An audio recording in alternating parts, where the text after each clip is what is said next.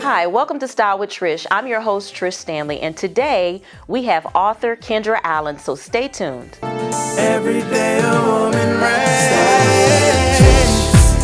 It's time to live your dreams. Nothing's gonna stop you now. Keep going, keep going, keep going. Every day a woman raised.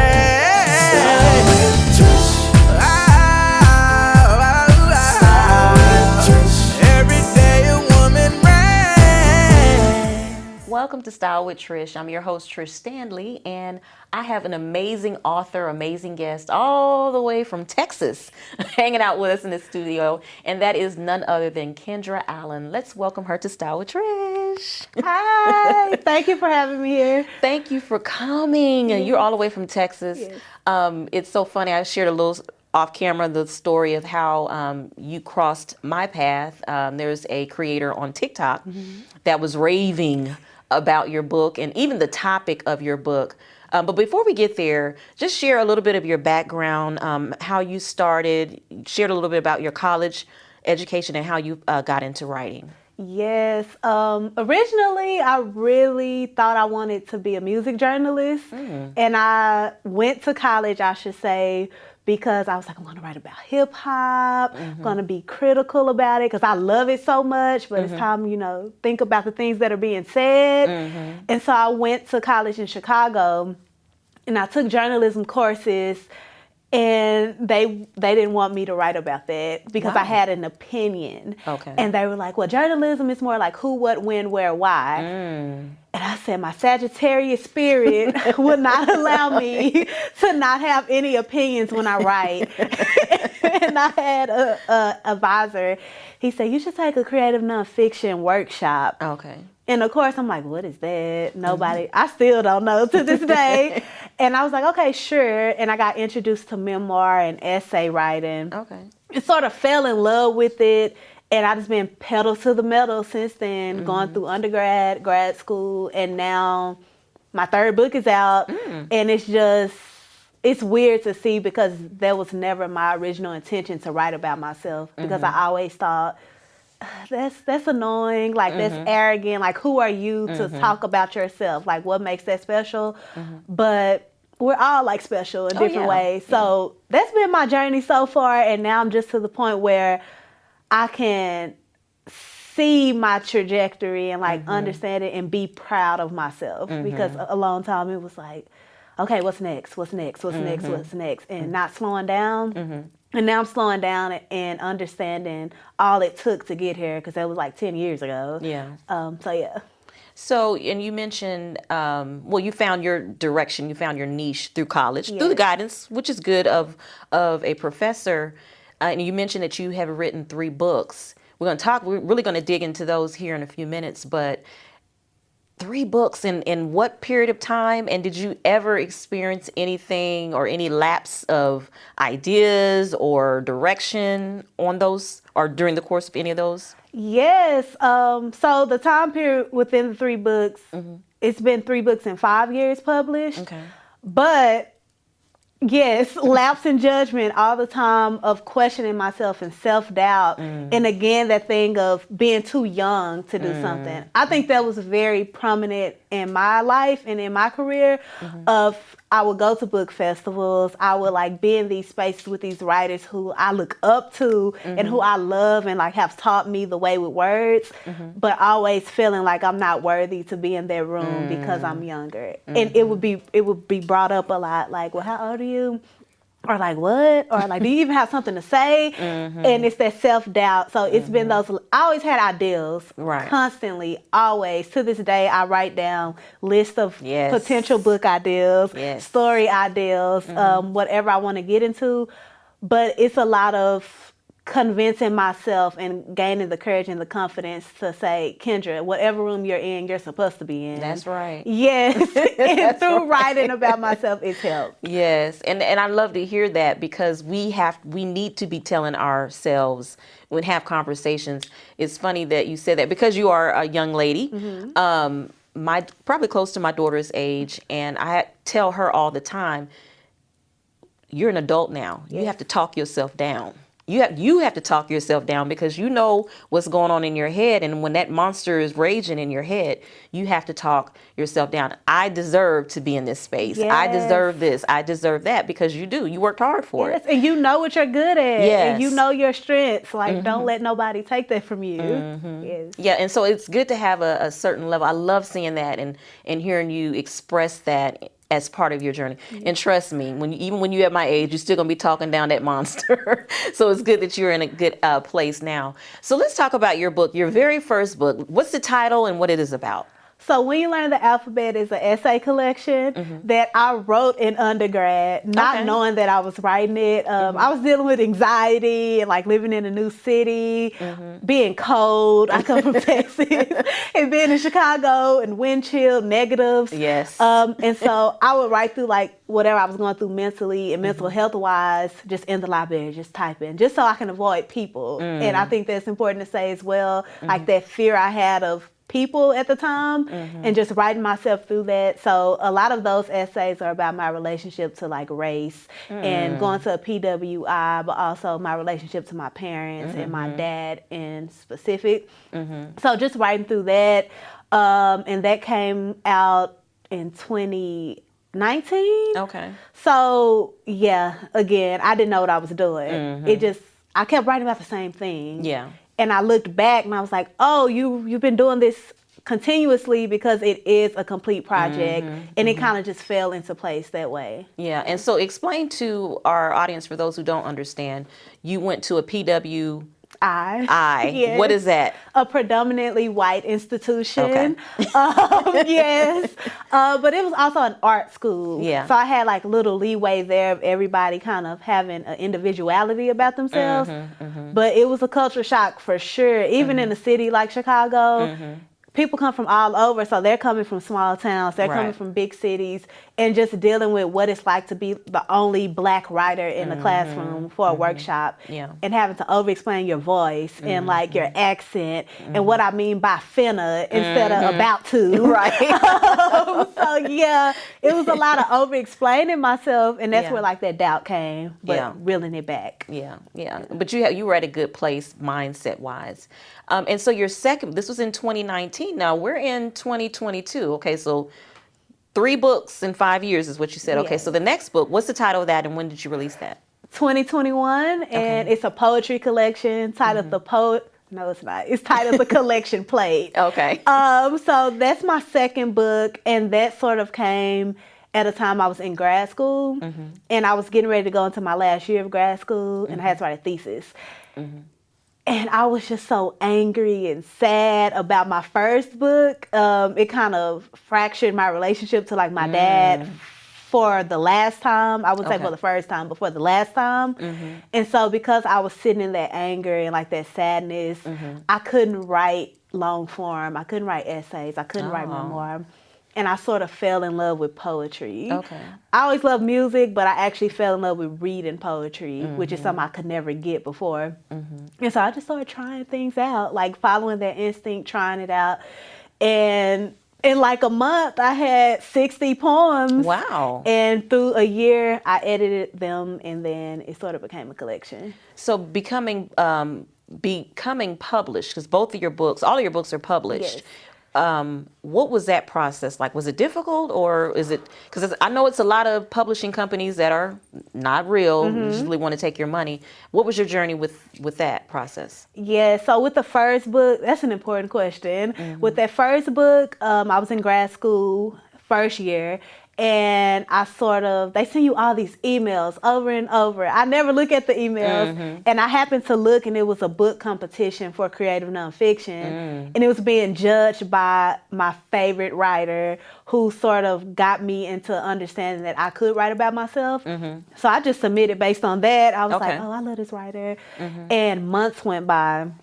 Forgot I submitted it. Get an email. Hey, you won the contest. He picked your book. Kiese Layman, amazing writer, the best writer to me. And so that's how that happened. And through that publication, I got an agent. Good. I got an agent who got me a 2-book deal, which was the poetry collection and the memoir. And so finishing that up now. So it's good. I don't want to contribute it to luck, but I've been very lucky. You were on purpose. You were on task. Yeah. Yes. It's so important to stay true to who you are in your path. That's why it says, why do you mimic someone else? Yes. If you stay true to your own path, the doors will open up and that you're able to just walk freely through. So for you, it wasn't luck. It was just purpose. Yes, and it's low pressure when you are walking in that purpose. Absolutely. Yes. Well, we have more we want to talk to you about after this break. Stay tuned. We'll be right back. Welcome to Trish's Treasures. This is where I share some of my favorite beloved products that I use on myself with you. One of the things that is most meaningful and really helps me and keeps me motivated is aromatherapy. And I have a candle for you. If you noticed when you watch Style with Trish, we are constantly having candles burning on set. I am an avid candle and burner and you name it, aromatherapy throughout my house because it really helps me to relax. It gives me a sense of self and keeps me grounded, and if you will. And so we are offering multi-scents, multi-aroma candles just for you. All you have to do is check us out at trishstandley.com. You will love this product. It is a Trish treasure. Have you ever thought about having your own talk show? Well, you don't have to question yourself any further. From concept to completion, Mark Squared Studios can easily take you through a traditional 3-step process for any video production. Whether it's a small business commercial, talk show, cooking show, or even a web miniseries. Contact us today and we'll help you unbox your creativity. Hi guys, it's Dr. Cassandra Parks Evans, affectionately known as Dr. San, and this is your segment of Let's Learn Love. Hi, this is Dr. San with your Let's Learn Love segment for today, and today we're talking about living single. Yes, it's more than just the old TV show that used to come on. One of the things that we should do before we become a husband or a wife is make sure that we work on ourselves. That is very important. We want to make sure that we're representing the best that we can in ourselves and to others so they can see the potential and the qualities that you have in you. So you always want to make sure that you are eating right, sleeping right, in good mental health and taking those mental breaks. And also we want to make sure that even though it may not seem like it, we want to get involved in the community. Why do we want to get involved with the community? It gives us a sense of being and a sense of work, which is always good when you want to present yourself to somebody new. So let me know what you think. This has been Dr. Sam with your Let's Learn Love segment for today. Until then, goodbye.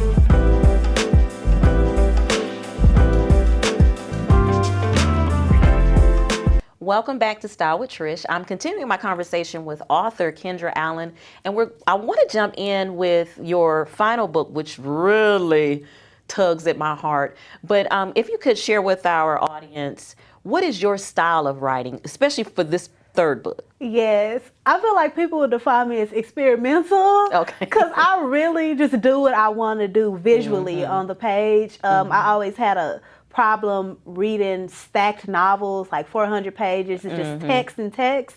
So my style for this book in particular, I kind of wanted it to read like episodes of like a TV show, but a TV show of my childhood. So I kind of wrote them in little vignettes, very, very short chapters, and each chapter is very different, but they end up tying together. Okay. And so I do that by like blending poetry and personal narrative, but within the same sentence or like the same page, and kind of breaking up the lines in that way. That way I can reach more ground through writing through multiple genres. That always felt right for me versus just writing from beginning to end. Yeah. Because, you know, there's a structure, there's a set structure that's in the English language that was set, but the structure was set because someone created it.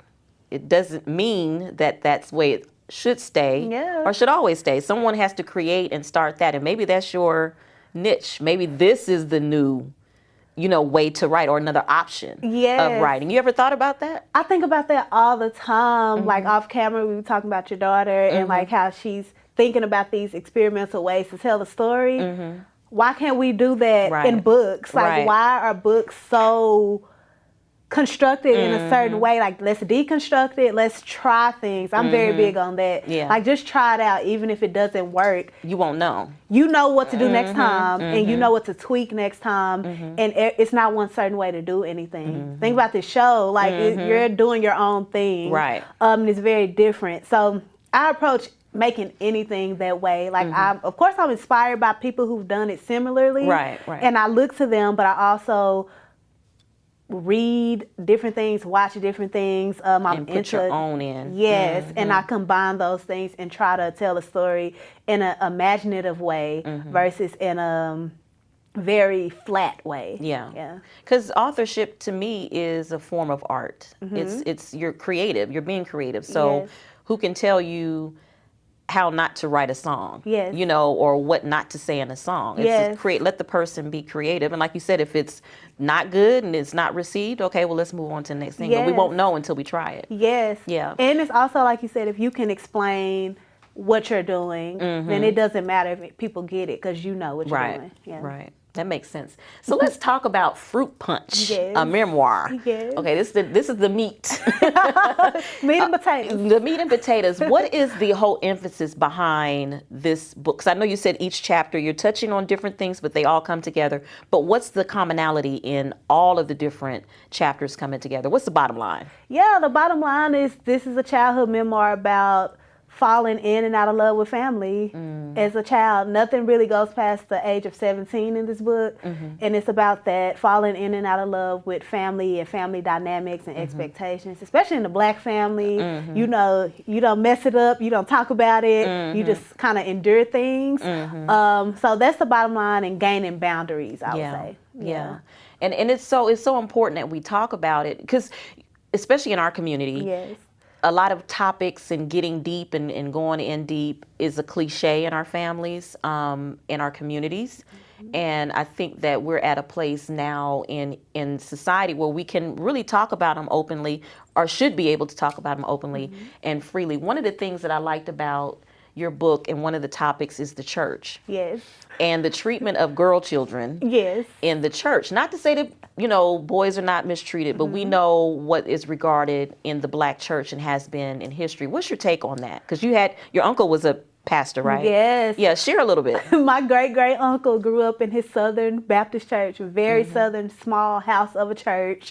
Everybody knows each other. Everybody grows up. And my experience with that is I've always been rebellious and I've always had questions. And growing up in that kind of tight-knit space where like you're watched, especially as a girl child, how you look as your body grows, as your face gets bigger, fuller, you're always scrutinized for things that they're preaching not to censor. And so as a child, I'm like, well, you telling me I shouldn't like lead with just my body and I'm more than just my body. But in this house of a church, that's all y'all know this. Y'all pointing out my stretch marks. Y'all pointing out my breast growing. Y'all pointing these things out. And so I've always been one to question things. And when I didn't receive answers outside of perception, it kind of shut me down emotionally to engage with like the preachings. Yeah. I kind of really went flat because I went every other day for 16 years of my life. Yeah. And so at some point, maybe very early on, because I used to be very into like I want to sing in the choir. I wanted to participate because y'all told me God gonna let me into heaven if I do this. So I was really into it. And then like 9 or 10, life happens. I'm understanding things. Yeah. And I'm like, oh, something about this is like off. And you can't tell me what it is. So I'm just not engaging anymore. Yeah. And I agree with that. As you were talking, my mind went back to growing up. I grew up in church as well, and how we always had to be directed. I was not one who was a early bloomer. I bloomed differently. I bloomed with the hips and all of that stuff first, and I was made aware that I had bloomed in that particular area from church. Yes. You know, and my mind is still innocent. I was like 10 or 11 years old, you know, and my mind is still, I'm still coming in here innocently. Now all of a sudden, oh, well, you needed, that skirt is fitted too tight, or we couldn't wear pants. So, Yes. you know, your skirt or your dress is fitted too tight, and you can't show your underarms. You can't wear red lipstick. You can't wear red nail polish. It was just so many demands on us as young girls. Yes. Because I was 10, I'm not even at the point where I'm trying to figure out my body. Yes. I'm 10. I'm existing. Right, I'm just here. Like- And so it was such a cliche. And as I was like you, as I got older, I started paying attention. You know, I shared a story off camera with my mom, and how there was so many stipulations on the mothers of the church. Yes. And not being able to wear certain things. But where was that attention to the young men and to the, if the little girl got pregnant? Well, first of all, let me say this. When I first developed my hips at 10, then all of a sudden the first word I got, I really realized I was called and wasn't even thinking it was fast. Oh, she fast, Yes. you know, and all I did was develop hips naturally. Can I ask you a question? Sure. Was it women in the church like pointing these things out for you, or men, or both? It was more, I didn't realize it until I got older, teens, that the men were kind of what's the word? Subliminal. Yes. In it. But the women, that's where it came Overtly. from the most. It came from, unfortunately. Yes. And so the fact that you speak on this and that it's a conversation, it's something that we have to talk about. And it's Yes. something that's very real. We were always addressed, and the young boys were never addressed. If the girl got pregnant by a guy in the church, she's going to be put up front before everybody. And Yes. if he gets addressed, he doesn't get addressed in the same way. What's your do you feel like that is a hurt against the church if we talk about it, or do you think that it's something we need to talk about and go to God to heal? Oh, that's a great question. I think it would 100% help the church to talk about it, but only if we're going to be honest Real, about it. yes. Yes, because I have a line in the book where I'm like, they talk to girls about perception, but they talk to the boys about temptation. And so it hurts all of us. Yeah. It's not just like the women are getting hurt. The boys are getting hurt with how they perceive women, with how they negate and like converse with women. That's all getting skewed up because they see you as an object now. So we're all getting hurt. But we can't go to God about it if we're treating the men in the church like the God. Oh, come on. And that's always been my thing. It's like, well, like we're preaching about God. And again, my uncle was the pastor. And I see like he walks in the church, we have to stand up. That's something's off about that. Like, why are we rising? Because this pastor is going to the pulpit. And so I would see that, and something clicked in my mind that like we're not worshiping God in here at all. Yeah. We're worshiping patriarchy. We're Yeah. worshiping like this Religion. Religion.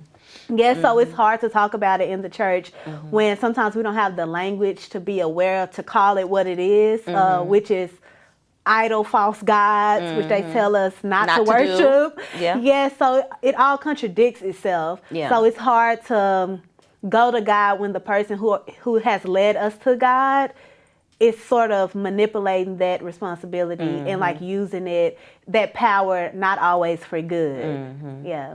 Yeah, it's true. And I love that you brought this topic up. I love that you wrote this book, and it's open to discussions. Yes. It really is. And I know you're doing college tours and speaking events. What would you like to happen for you in the next 2 to 3, 4 maybe years? Oh, okay. I've been thinking about this a lot.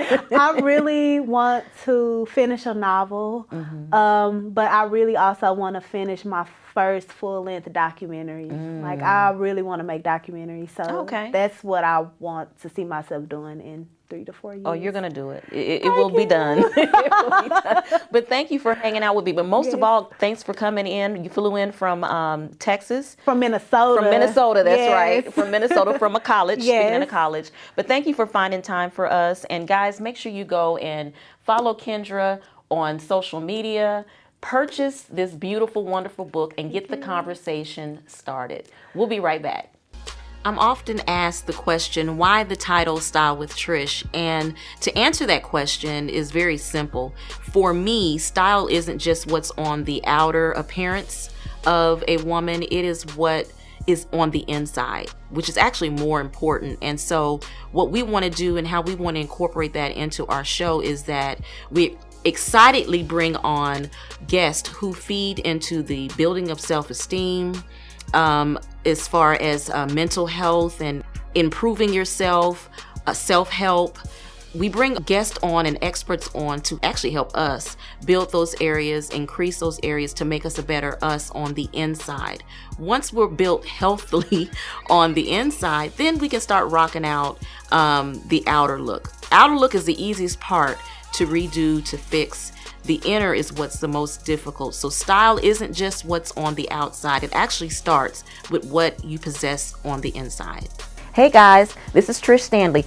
Catch up on season 1 of Style with Trish by going to trishstanley.com. If you are not able to catch the show on YouTube, make sure you go to my website, trishstanley.com, and check out our podcast, trishstanley.com. I'd like to thank my guest today, Kendra Allen. She's an author, and I just loved her particular style. Her style is do whatever.